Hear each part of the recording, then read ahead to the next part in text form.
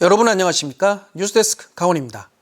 10월 첫 주말인 어제와 오늘 도내에서 산불과 화재가 잇따랐습니다. 오늘 낮 12시 반쯤 삼척시 원덕읍 임원리에서 산불이 발생해 임야 0.04헥타르를 태운 뒤 1시간 20여 분 만에 꺼졌고, 어제 낮 12시 50분쯤에도 양양군 서면의 한 야산 정상에서 불이 나 산림 100제곱미터를 태운 뒤 30여 분 만에 진화됐습니다. 또 어제 저녁 6시쯤엔 원주시 행구동의 샌드위치 패널 주택에서 불이 나 집안에 있던 72살 남성이 숨진 채 발견됐습니다. 지난달 30일 밤에는 횡성 한우축제 불꽃놀이로 인한 불씨가 번진 걸로 추정되는 화재로 주민 4명이 다치고 창고용 비닐하우스 2동과 차량 넉 대가 탔습니다. 실외 마스크 착용 의무가 사라진 첫 주말, 강원도 곳곳에서 다양한 축제가 열렸습니다. 원주 다이내믹 댄싱 카니발은 행사 이틀째를 맞아 29개 팀의 다채로운 댄싱 예선 경연과 청소년들의 오케스트라 공연 등이 펼쳐졌습니다. 오늘로 사흘째인 횡성 한우 축제에서는 저렴한 가격의 횡성 한우를 맛보는 구이터 운영이 계속됐고, 평창에서는 평화 페스티벌이 이틀째 열렸습니다. 영월 김삿갓 문화제는 마지막 날을 맞아 야간 단종국장 재현 행사를 가졌고, 양양 송이축제와 홍천 인삼 한우 명품축제는 사흘째 행사를 이어갔습니다. 우리나라 10가구 중 9가구는 물 걱정이 없지만 강원도 일부 산간 지역은 여전히 물 부족에 시달리고 있습니다. 한겨울 유일한 취수원인 계곡물이 얼면서 며칠씩 물 공급이 끊긴 적도 있었는데, 모래 속에 물을 저장해 사용하는 댐이 개발되면서 더 이상 물 걱정을 하지 않아도 될 전망입니다. 이송미 기자가 보도합니다. 춘천시 북산면의 물놀이 마을, 모두 45가구가 살고 있습니다. 주민들은 계곡 물줄기 2곳에 설치한 간이 상수도로 물을 공급받고 있습니다. 하지만 매년 겨울에서 봄 사이에 계곡물이 꽁꽁 얼어붙기라도 하면 취수원을 사용할 수 없습니다. 면허부서 얘기하던가 개울물에 가서 떠다가 먹던가 그래서 이제 식수를 일단 조금씩은 공급을 하고 119 차가 와서 이제 물탱크에 물을 버도 그건 한 이틀 정도뿐이 못 가니까는. 지난 2016년 1월에는 극심한 가뭄으로 도내 산간 지역에서 급수 지원 신고만 300건 넘게 들어왔습니다. 하지만 이제는 극심한 가뭄이 와도 안정적으로 물을 사용할 수 있게 됐습니다. 국내 연구진이 모래 안에 물을 저장하는 댐, 이른바 샌드댐을 개발했습니다. 환경부의 연구 사업으로 일반적인 댐과는 다르게 세 종류의 모래로 쌓아 만든 표면 아래층에 물을 저장합니다. 여기는 산에서 내려온 물이 모이는 곳인데요. 가뭄이 들면 이 모래층 아래에 있는 물을 끌어다가 쓸 수 있습니다. 가뭄이 오더라도 물이 증발되지 않고 물이 모래층을 통과해 수질이 개선되는 효과가 있습니다. 샌드댐 개발로 물놀이 지역의 하루 배수량은 2배 넘게 늘어났습니다. 극심한 가뭄이 왔을 때도 댐에 저장된 물로 최대 열흘 넘게 버틸 수 있을 것으로 기대됩니다. 그리고 모래 속에 물이 있기 때문에 겨울에도 얼지 않는 장점이 있고요. 한번 설치되면 반영구적으로 사용이 가능하고 환경적으로도 전혀 나쁜 영향을 주지 않는 그런 장점이 있습니다. 기후변화로 인한 가뭄이 잦아지는 가운데 외부 환경에 영향을 받지 않는 샌드댐이 산간 지역의 안정적인 취수원이 될지 기대가 모아지고 있습니다. MBC 뉴스 이송미입니다. 원주 지역 두 시내버스 업체의 법적 공방전은 어느 정도 일단락됐지만 시내버스 업계의 경영난은 고착화되고 있습니다. 두 회사의 소송전이 사실상 마무리되면서 이제는 원주시가 개입할 적기라는 분석이 나옵니다. 실제 원주시는 시민 불편이 반복되는 상황에서 지원만 할 수는 없다며 개입 의지를 드러냈습니다. 황구성 기자가 보도합니다.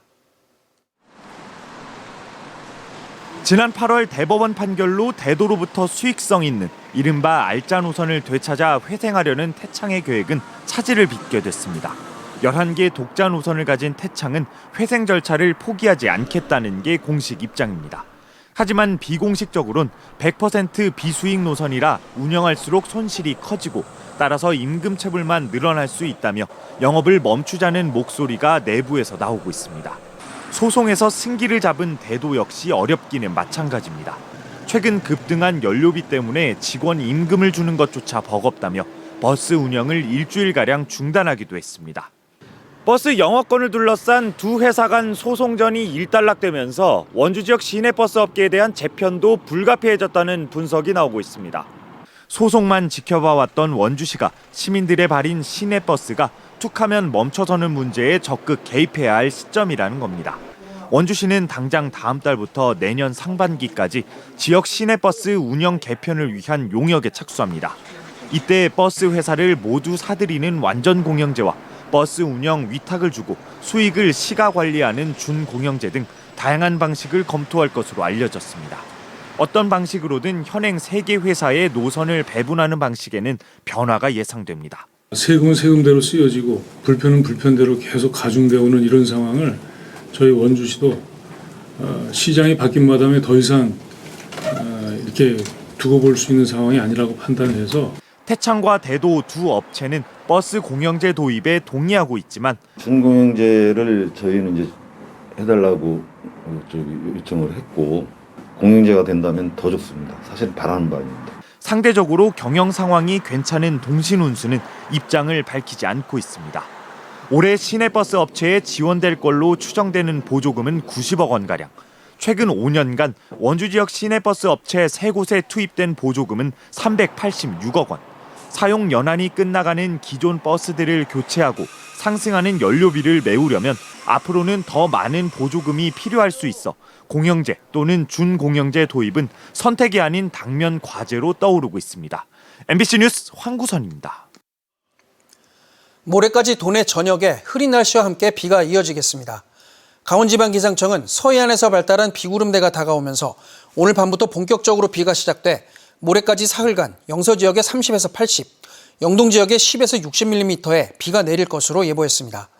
특히 영서 지역엔 내일 밤부터 모레 새벽까지 돌풍과 천둥, 번개를 동반한 시간당 10mm 안팎의 강한 비가 내리고 내일 밤 산간 지역엔 시속 70km 안팎의 강한 바람이 불어 시설물 관리와 안전사고에 유의해야 합니다.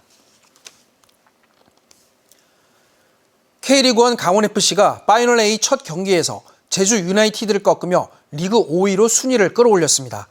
오늘 제주 월드컵 경기장에서 열린 원정 경기에서 강원은 김대원의 선취골과 이정협의 추가골에 힘입어 제주의 2대1로 승리했습니다.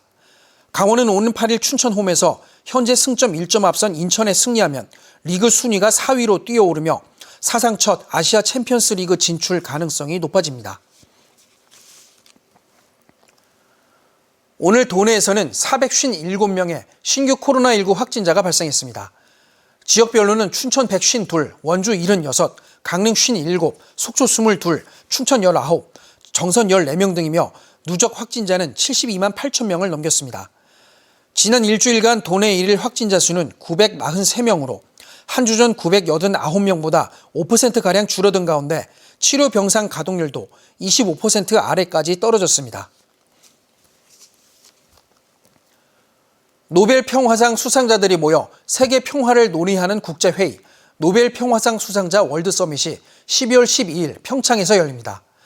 강원도와 노벨 평화상 월드서밋 사무국은 역대 노벨 평화상 수상자와 평화, 스포츠단체, 학계 관계자 등 1000여 명이 12월 12일부터 사흘 동안 평창에서 남북관계를 비롯한 한반도 평화를 논의한다고 밝혔습니다.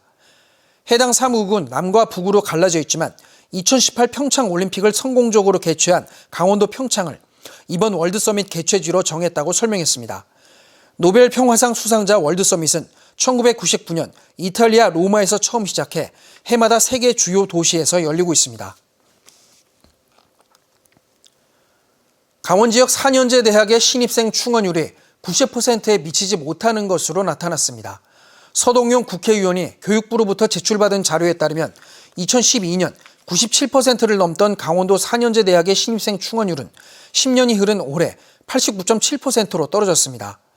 입학 정원도 2,000명 이상 줄었는데 이는 서울 지역 대학 정원이 500명 이상 늘어나는 것과 대조적입니다.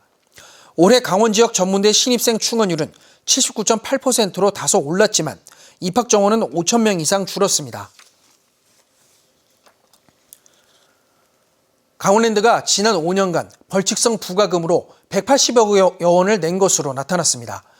국회 산업통상자원중소벤처기업위원회 양금희 의원이 확보한 자료에 따르면 강원랜드는 장애인 고용부담금 240억 원과 세무조사에 따른 가산세 150억 원 등으로 2017년부터 지난 7월까지 모두 183억 원을 정부에 물었습니다. 강원랜드의 벌칙성 부과금은 같은 기간 산업통상자원부의 전체 산하기관 가운데 한국전력 590억 원과 한국수력 원자력 220억 원에 이어 세 번째로 많았습니다. 양양 송이 가격이 또 최고가를 경신했습니다. 어제 양양 속초 산림조합에 따르면 양양 송이 1등급 킬로그램당 공판가는 142만 3,800원으로 하루 전보다 킬로그램당 1,000원도 올라 또 최고가를 경신했습니다. 송이 채취량이 급격히 줄면서 값이 치솟고 있는데 이날 1등급 공판량은 0.44kg에 불과했습니다. 뉴스를 마칩니다. 고맙습니다.